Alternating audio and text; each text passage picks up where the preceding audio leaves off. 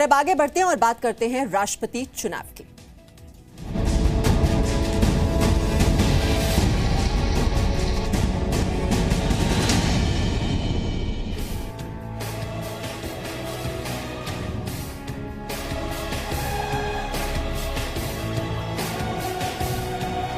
ये भारत के संसदीय इतिहास का ये एक महत्वपूर्ण दिन है।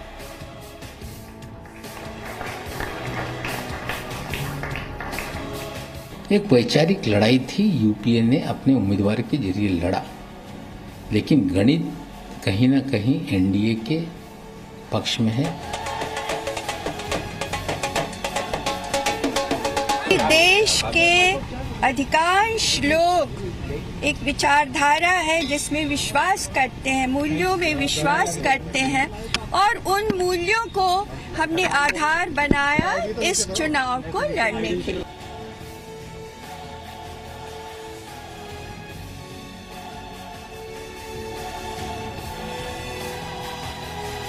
मुझे पूरा यकीन है, पूरा विश्वास है कि श्री रामनाथ कोविंद जी प्रचंड बहुमत से, प्रचंड वोटों से चुने जाएंगे।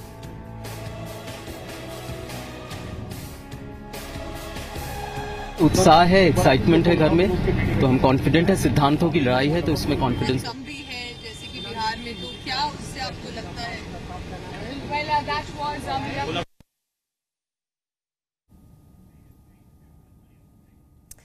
तो राष्ट्रपति चुनाव के लिए वोटों की गिनती जारी है और जैसी संभावना जताई जा रही थी पहले राउंड की गिनती के बाद वैसा ही हुआ है। पहले राउंड की वोटों की गिनती पूरी हो चुकी है और रामनाथ कोविंद को करीब 60,000 वोट वैल्यू मिले हैं, जबकि मीरा कुमार को करीब 23,000 वोट वैल्यू ही मिला है।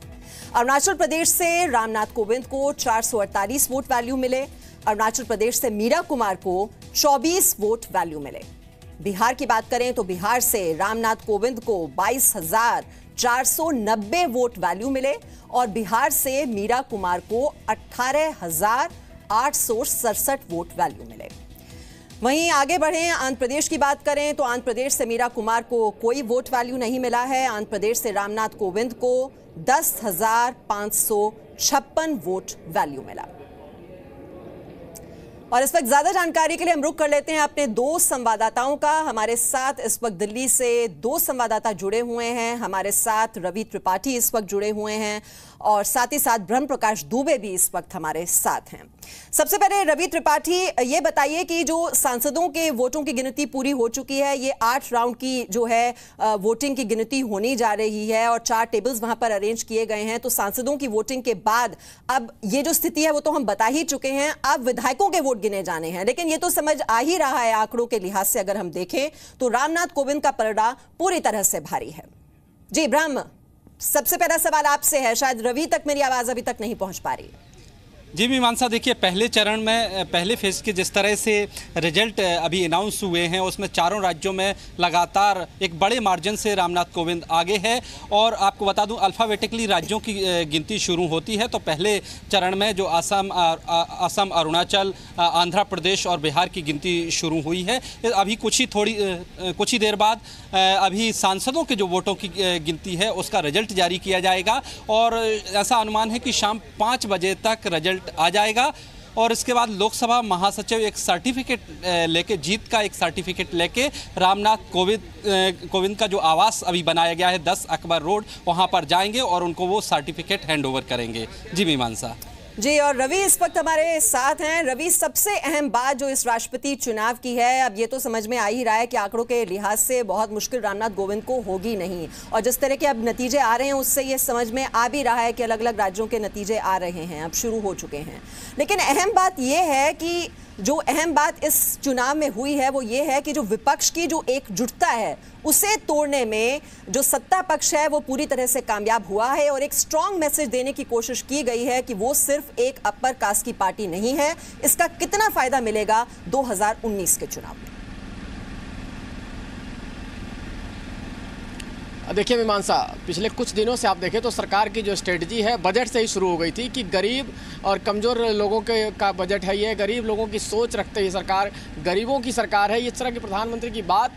और अब इस तरह के एक नेता को सामने लेकर आना, एक शख्स को सामने लेकर आना जिसकी साफ छवि है, एक तरह बेदाग छवि है, दलित परिवार से नाता रखते हैं, गरीब कमज़ोर परिवार से नाता रखते हैं, कोई बैकग्राउंड ऐसा नहीं है कि घर में कोई राजनीति में रहा हो, खुद अपने बल पे इस मुकाम तक आए हैं। तो एक ऐसा चेहरा देना, दलित चेहरा तो देना ही है, साथ साथ एक ऐसा चेहरा देना जिससे विपक्ष को चारों खाने चित कर दिया। विपक्ष वॉकआउट नहीं कर सकता था, इस वजह से विपक्ष ने कहीं ना कहीं चुनाव लड़ा है, चुनाव लड़ने की तैयारी की है, क्योंकि दलित वोट जो है एक तरह से कहा जाए 20 से 22% एवरेज वोट है पूरे हिंदुस्तान में देख के चला जाए, तो ऐसे वोट बैंक को किनारा नहीं छोड़ दिया जाए, इस वजह से विपक्ष ने चुनाव में कदम रखा है। अदरवाइज आप देखें तो एक तरफा जीत होगी ये, जिस तरह से 40 पार्टियों का समर्थन विपक्ष में जो 18 पार्टियां था उसमें भी टूटी हैं। एक जेडीयू ने साफ तौर पर ऐलान कर दिया, समाजवादी पार्टी में टूट हुई, यहाँ तक कि यहाँ से इंडियन नेशनल लोक दल ने भी ऐलान किया, और कई अलग अलग पार्टियों से क्रॉस वोटिंग भी हुई होगी रामनाथ कोविंद के पक्ष में, क्योंकि एक दलित फेस है और एक नॉन कंट्रोवर्सी वाले फेस है।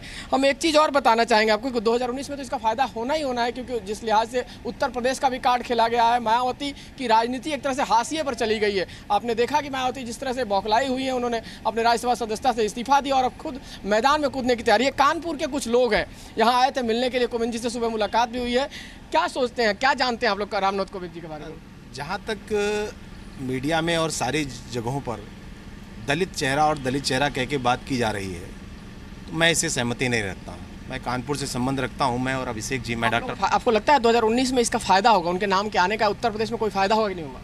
देखिए, दलित चेहरा कहकर उनकी योग्यता कम की जा रही है। नहीं, उत्तर प्रदेश से होने के नाम पर तो होगा कि फायदा नहीं? नहीं, उत्तर प्रदेश में मायावती वैसे भी दलितों के लिए बहुत नहीं कर पाई हैं, इस नाते मुझे नहीं लगता कि दलित चेहरा होने के नाते कोई मायावती ने अपनी खुद ही इतनी गलतियां कर दी, इतने करप्शंस में गिर गई हैं कि दलित आज 80% के ऊपर बीजेपी के साथ। आप लोग सुबह मिले थे कोविंद जी से, क्या उनके चेहरे का हाव भाव था, कितने खुश थे? बहुत उत्साहित हैं और उन्हें लग रहा है कि उस नए दायित्व को बहुत बेहतर तरीके से करेंगे।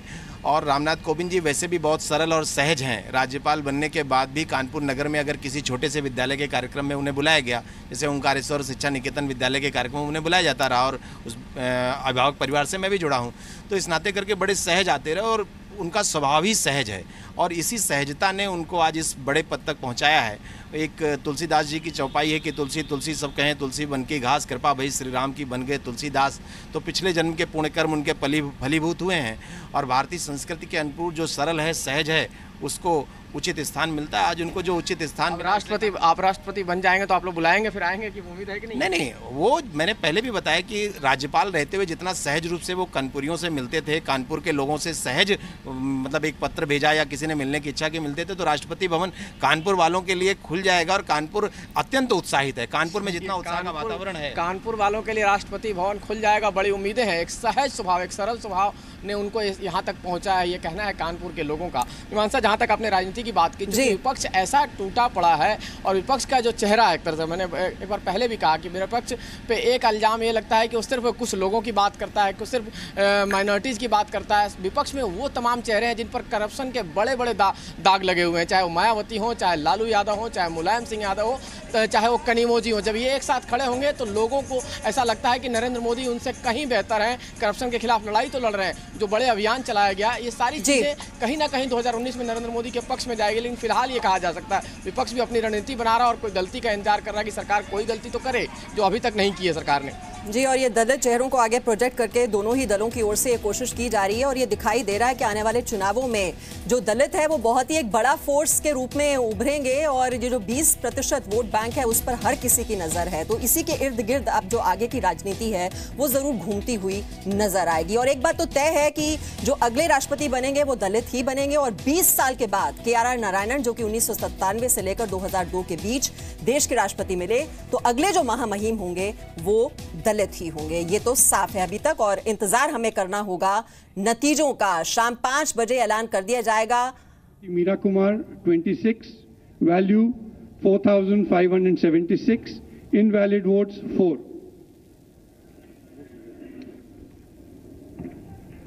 So at the end of counting as of now, the total votes which have been polled is 1,965.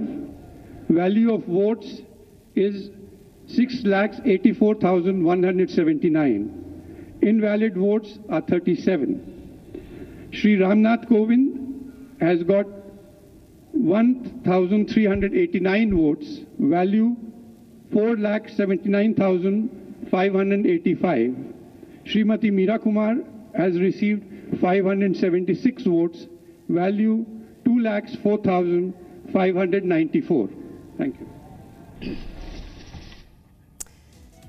तो कितनी इनवैलिड वोट्स हैं और 4 लाख से ज्यादा जो हैं वोट मिले हैं रामनाथ कोविंद को कि ये हर राउंड के बाद ये बताया जा रहा है रिटर्निंग ऑफिसर की ओर से कि कितने वोट किसको मिले हैं और अभी जो हैं वो लीडिंग पोजीशन में दिखाई दे ही रहे हैं रामनाथ कोविंद।